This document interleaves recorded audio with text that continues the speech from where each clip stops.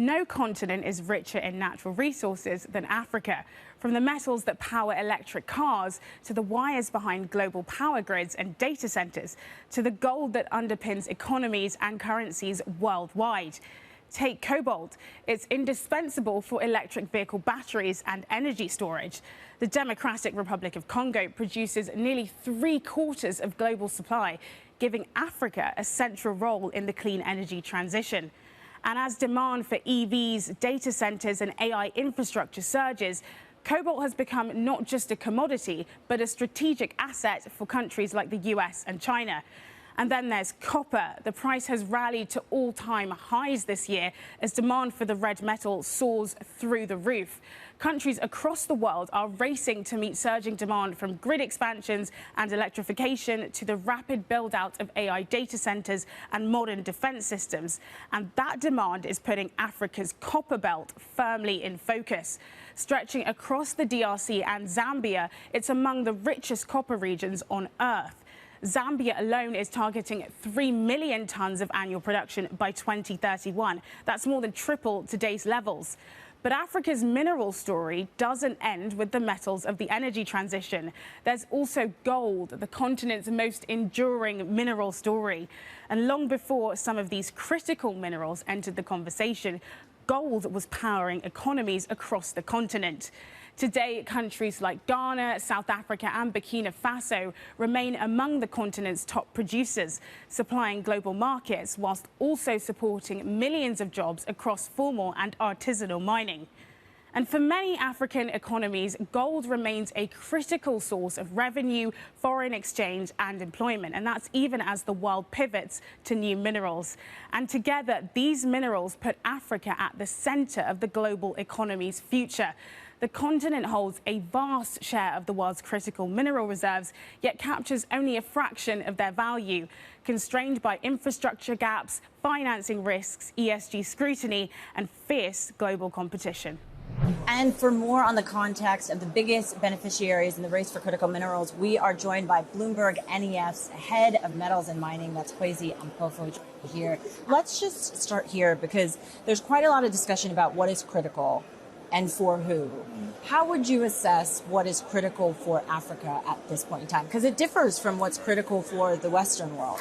Correct, and I'm glad you make that distinction because you take America, for instance, actually legislated their definition for critical to industries that matter like defense. It's concentrated in a country that would not be considered an ally, and the list goes on and on, what the US describes as critical. Same with the EU, same with Brazil, same with Indonesia. I think Africa collectively has not yet crafted that definition of what is critical. And if you and I were to do that now, I think the three things that should be on top of that agenda: can it help us industrialize? Can it help us to create jobs and improve the economy? And then I think the final thing is that can it ensure that Africa's evolution towards industrialization is done in the greenest possible way? So industrialization, job and economic creation, and then finally a green transition. Has the industry caught up to that reality, or are they still sort of serving what is their export partners? I think, yes, we've seen that marginal shift, and for the simple reason being that governments as well as companies are no more just looking at exporting rocks, they're now thinking about value addition, right? And that feeds into the industrialization pillar.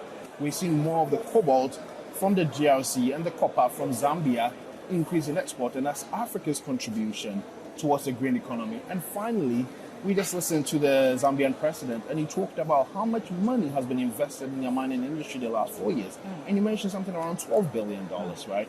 So I think all three companies and governments seem to be aligned, but there's always room for improvement. Yeah, let's talk about some of that improvement and potentially where we are seeing progress in terms of project expansion. What are you noticing right now? I think it's important that it's very concentrated in a few countries, unfortunately. You take Ghana as an example. Ghana has added significant capacity of gold in terms of ounces, overtaking South Africa to be the leading gold producer. In cobalt, DRC, we've seen the Congo double its capacity. Zambia is aiming to reach 1 million. But at the same time, we've seen South Africa's contribution to some of these commodities decline. So it's not really a universal, evenly distributed growth. Some are concentrated than others. What is going to be contingent for the industry to catch up to really the demand, the global demand, but then also regionally what they need? Is it coordinated policies that we heard from the AFC president? Where does it start? So coordinated policies are a good start. One market, because we need to also create our own demand. We cannot rely on demand in the US, especially what happens in the US shouldn't impact the mine in Congo in an ideal world. We also need infrastructure. I think it's important. Lobito is a classic example of how infrastructure can unlock regional opportunities for the continent, and we need capital, a diversified capital market where whether you're an explorer or scaling up an existing brownfield, it's important for you to tap into a segment of the market that will support you. If we do these four things, I think Africa will be well positioned to take advantage of the global demand. But in some way, some of these foreign investors and these foreign partners, there is still a place for them, right? And I'm talking in particular U.S., China. Yeah.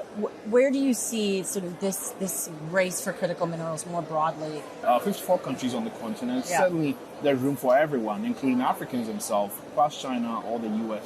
I think the most important thing is that we've seen the colonial days where it was just shipped out with very little utility for Africans. And this time, what has to change is that regardless of who wants to partner Africa, I think it has to be a win-win relationship. And I think that's what governments are focusing or aiming for. It's not just about China, it's not just about the US, but then how can US and Africa rise together?